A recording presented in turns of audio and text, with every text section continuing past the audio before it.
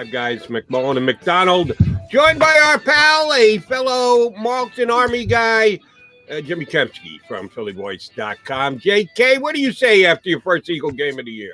Well, good morning, and my apologies for my appearance. I was trying to get my 9-year-old daughter up and at him and off the iPad, so sorry about that. We all know Daddy Duty. I'm thrilled you got up early with us, Jimmy. Obviously, a long night for everybody, so great to get you for a couple minutes. Read Jimmy, obviously, at PhillyVoice.com.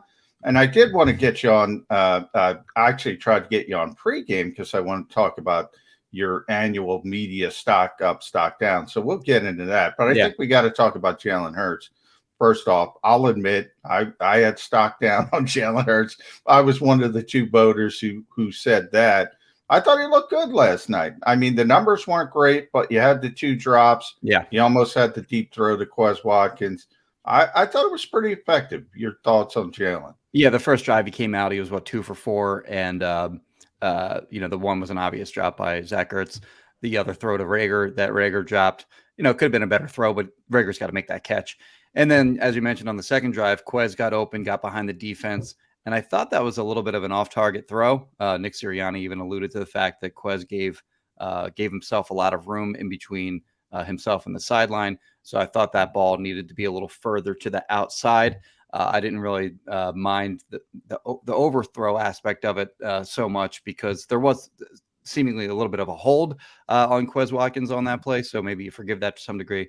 But I think that's kind of like what we saw throughout camp with Jalen Hurts is that he's kind of up and down where he's going to make plays with his athleticism that other quarterbacks can't make. However, there are quarterbacks that just don't miss that throw to Quez Watkins. And you look at what happened on that play. Nick Sirianni said there was only 10 players on the field for the Steelers on that play. And they blitzed on that play. They sent 6 guys. And the offensive line did a beautiful job of blocking that up. He had a clean pocket. There were only 4 guys on the back end in coverage. And it's just a play that you can't squander, in my opinion. And I think they did that on that play. So, there's some good, there's some bad. And I think that's probably what we're going to see over the duration of the season with Jalen Hurts. Question on the amount that Jalen played, 2 series and out. I understand you have all your plans going in and you want him to work to perfection. And then the game happens and things happen and you got to be able to adjust on the fly. I thought he was coming out for the 3rd series. That was just my guess. It wasn't the way he decided to handle it. And Flacco went in and played well. So if you're looking at the big picture, you can't second guess Sirianni. But I was a little surprised he only went 2 series with the way the 2 series went. How about you? It sort of mirrored what they've done throughout the first 11 practices of training camp, where all the practices have been really short. And then beyond that, they've barely had any, physical sessions during practice. Like there hasn't been any tackling at the ground, for example. They've been limited in terms of the thud drills that they've done.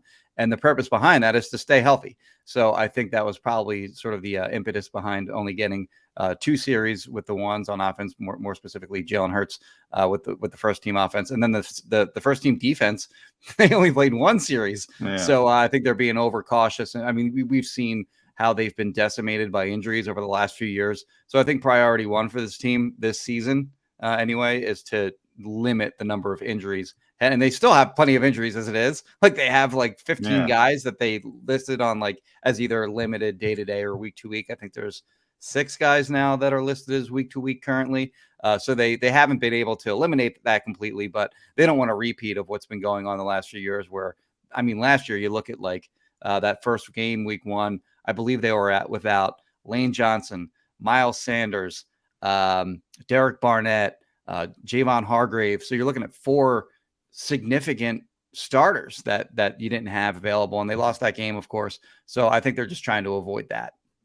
Okay, here's my question about the playing time, Jimmy. Well, 2 players. One starts with Jalen Hurts. It's fine. Everything you said makes perfect sense, but no other quarterback has even taken a first-team rep. Jalen hasn't lost his shoe, hasn't had an equipment problem. He's taken every single first-team rep. He plays 2 series in the opener, and then he's out for good reason, as you pointed out. Why the heck can't we name him the starting quarterback? Right. And then Nick said everybody's healthy is going to play, and everybody who was healthy played at least for a series. Except Miles Sanders. Except Miles Sanders, yeah. Why Miles Sanders? Why not Fletcher Cox or Lane or Brandon Brooks? I mean, Brandon even played. Yeah. Why not why Miles Sanders? So Jalen Hurts, why not the starter? Why isn't Miles Sanders out there? It's a good question because you'd think that, I mean, I understand the purpose for keeping Miles Sanders out, but if you're keeping him out, then why not also the guys that you mentioned, specifically Brandon Brooks? I mean, like, he's actually been hurt, hasn't practiced much. And I think what he played, like, practice in one, what was it, just one and practice? It was limited. Yeah. So yeah, I mean, and you throw him right back into the game. So yeah, your guess is as good as mine. I don't know the logic behind that, and we probably didn't do a good enough job pressing on that during the press conference last night. But he'll surely be asked about that going forward, I would imagine. But yeah, it's kind of a weird thing. I don't have an answer for it, and I couldn't venture a guess on why Miles, but not the other guys. I think one thing that maybe scared them off a little bit, maybe in terms of getting Jalen out of there after Jalen Hurts, that is, after that second drive, was there was one play where he scrambled and he didn't slide, and he was actually asked about that. Yeah, he wasn't happy. And he argued that he did slide, and whatever, doesn't matter. But he did sort of put himself in danger, and you don't want to lose him, of course. Like, you know, I think we're all in agreement that he's going to be sort of one of these lower tier starting quarterbacks NFL wide, but you don't want to lose him because you need to see what he has this season and whether he's going to be your guy in 2022 and beyond. Again, sometimes the numbers can be misleading, such as last night with Eagles getting a 79-yard touchdown. Yeah. Well, then that takes that many plays off the board that you're going to be able to do certain things and evaluate certain things. I didn't learn anything about the Eagles' running game last night other than Miles Sanders didn't play. They didn't run the ball that much. Why? Because they had one play that took 79 yards, boom, and they were off the field. And oh, by the way, the Steelers had 28 first down, so they dominated time of possession. So we didn't get a chance to see much of the Eagle running game. You learn anything about the Eagle running game last night, Jimmy? Yeah, you're right. And on the point where they controlled time of possession, I think they held the ball for more than 41 minutes, which means, by my math, trust me, this is correct, the Eagles held the ball for less than 19 minutes. So, like, if you were looking for, if you're a big fan of the Eagles' third team defense, then that was the game for you to watch. But yeah, I'm with you. Like, you didn't learn much about the Eagles' run game. I think that's actually been one of the biggest strengths of the offense throughout training camp. Like, it's hard to really judge the run game during these training camp practices because it's basically two-hand touch. But it does seem like there have been plenty of times where the offensive line has opened up big gaping holes and running backs have had wide lanes to run through. So I think that's maybe something that they felt is something that they're hitting on well during practice, whereas other areas maybe needed more improvement during these preseason games. That's the only guess that I have. And again, Miles Sanders didn't play. So, when you have Jordan Howard starting, I don't know if there's maybe a lot of value in seeing what your offense looks like with him as your running back. But yeah, I do think that there, maybe may have been some value in seeing what the run game looks like, especially because if the Eagles, and by the Eagles, I mean like Jeffrey Lurie and Howie Roseman, if they let Nick Sirianni run whatever offense he wants to run, I think it makes a lot of sense for the way that this roster is constructed to run sort of a scheme that mirrors what Baltimore is doing with Lamar Jackson. So it makes a lot of sense to me to be a run-heavy kind of team when you have guys like Jalen Hurts and Miles Sanders and the offensive line and the run-blocking prowess that they have to run that kind of offense. So, yeah, maybe a little surprising that we didn't see more of that in the first preseason game. All right, I'm going to throw out my theory, and I want to hear your thoughts on that. Nick, before the game, the last time we got him, mentioned, I think I have an advantage going early in the season. Nobody knows what we're going to run. He admitted he's going to be very vanilla. Yeah. They know Jalen Hurts can run the football. RPOs, I think that's going to be a big part of this offense. He needs to work on throwing from the pocket. Yeah. You think they just said, let's see what Jalen can do from the pocket, and we'll keep that stuff in our back pocket. Yeah, I feel like that was a theme across the board. Like, defensively, it was very vanilla too. Like, we've seen in training camp practices that, Jonathan Gannon has used a lot of different schematic looks and a lot of different personnel packages, and we didn't see any of that in the game. So I think they're trying to keep what they're doing close to the vest, which makes sense. I mean, you don't want to give anything away in these preseason games when there is some sort of schematic mystery of what you're going to look like on week 1. And then also, I think the vanilla looks both offensively and defensively can give you a good idea of who can play. Like who can just go out and make a play on, just basic vanilla offensive and defensive play calls. And I mean, I think in the second half, they found out that there weren't a lot of guys that can play. But as Nick said, during his press conference, and I agree with this, I thought they looked crisp in the first half and certainly sloppy in the second half. Talking about a guy who could just go out and make a play. How about Ty McGill? We've all heard the phrase push the pocket. He pushed the pocket directly backwards for 8 yards right into the quarterback's face. I know that Quez had a 79-yard touchdown, but I thought McGill's play might have been the best play on the entire game. Yeah, he's had a good camp, and the argument against keeping him is I think he's like 28 years old. He's kind of bounced around the league. Sort of been like a fringe roster kind of player. He's been on the Eagles roster a few different times, but he's had a great camp. And I think he on the second team, did a nice job pushing the pocket. And I think he's been disruptive throughout training camp. So yeah, he's a guy that I personally, so like I published another like 53-man roster projection, and I have him on it. So he would be sort of a surprise, guy to make the team, at least in terms of, where we were before camp started and where we might be when they finally cut down. But they have to be careful about losing him maybe, because if they do cut him at 53-man at final cutdowns, he could wind up somewhere else potentially. So is he going to show enough over these next 2 preseason games that he can completely lock down that roster spot? Yeah, another player offensively, and I want to bring in your stock up, stock down media poll with this too, because Tyreek Jackson, Richard Rodgers showed up in a big way with that block on the Quez Watkins touchdown. Yes. All of a sudden, you saw the good and the bad of Tyreek Jackson. A bad route on the Nick Mullins interception, had the drop, but you also saw some of the good. But you can't keep 4 tight ends. I mean, sometimes, Doug Peterson kept 2 for 2 consecutive years.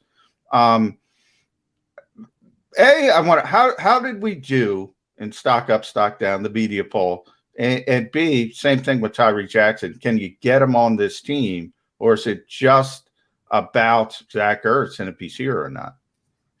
I still think they're probably going to trade Zach Ertz before the start of the season. So, I mean, obviously that's not nobody feels as strongly about that as we did a few months ago, but he could certainly not be here. And if he's not here, then it's easy to get him on. I will note quickly that, the Colts kept 4 tight ends last year. And of course, that's where Nick Sirianni's coming from. One of them was Noah Tagai, who they poached from the Eagles. Yeah. Also worth noting that Nick Sirianni isn't going to be picking the groceries for the final 53. It's going to be Howie Roseman that's going to be formulating the final 53-man roster. So we'll see. I think Tyreek Jackson has done enough where you can't risk losing him. He's too intriguing of a player. I don't think maybe this year is the year where he's going to be, giving you a lot of production at that spot. But you keep him, you develop him, you turn him into a better route runner. But from what I've seen from him, just his size, his athleticism, and he's surprised me with the way he's caught the football. Like he's looked natural catching the football.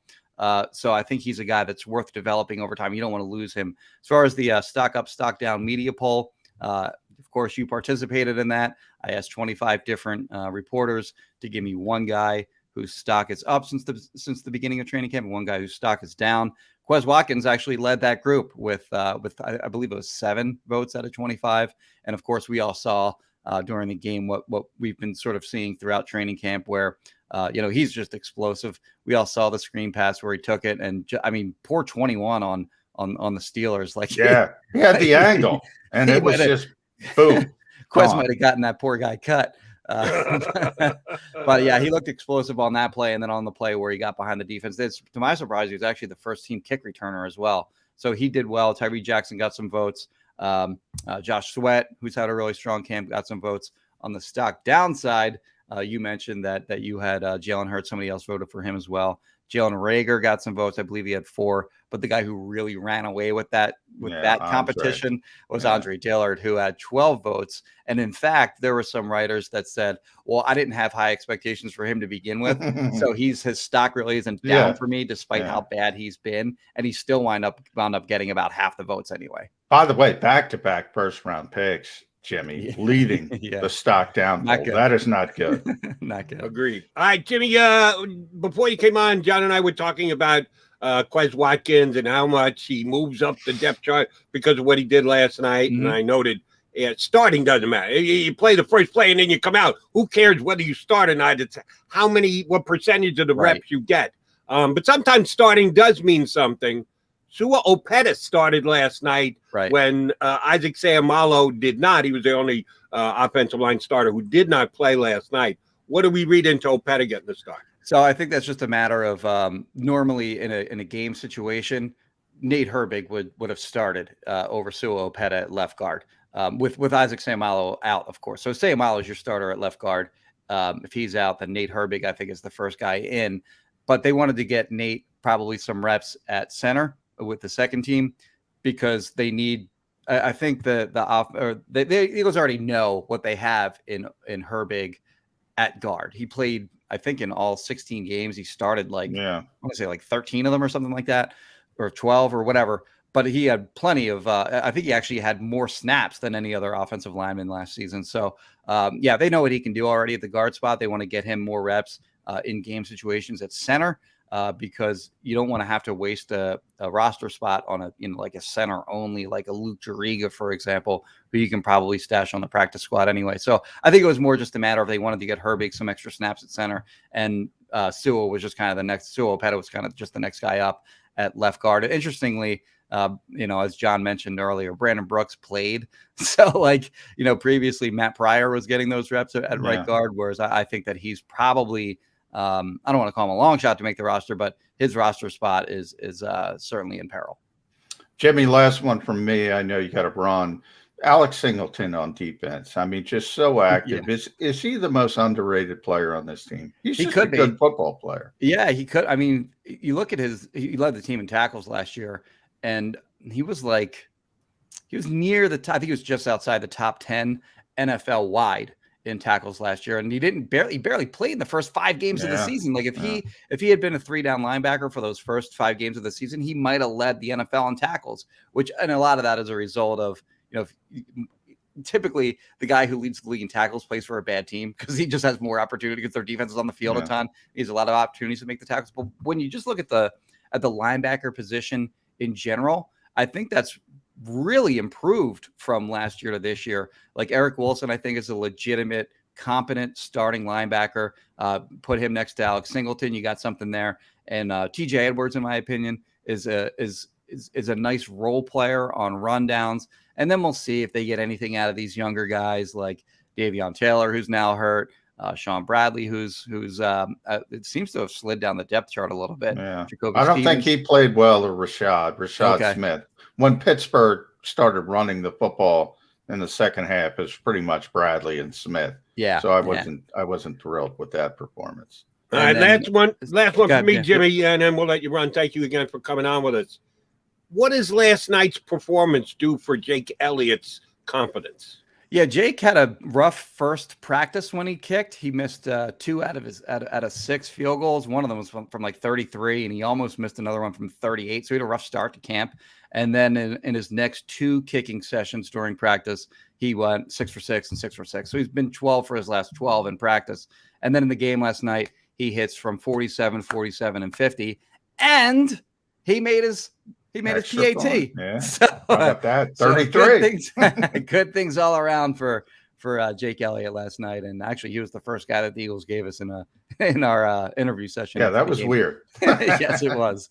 So I think it's a season for Jake Elliott where he needs to bounce back because he had his worst season as a pro last year, and they can't this year. He's going to be their kicker. Like, they weren't going to bring in competition because it would have cost more to cut him than it would have to keep him. So he's their kicker this year, but he's got to have a bounce back season in order to remain their kicker in 2022 and beyond. Jimmy, know you got stuff to get to. We appreciate you hopping on board with us. You know, we're going to tap into you plenty. Thanks, bud. All right, guys, take care. Jim Thanks, sir. Kempski from Philly Voice.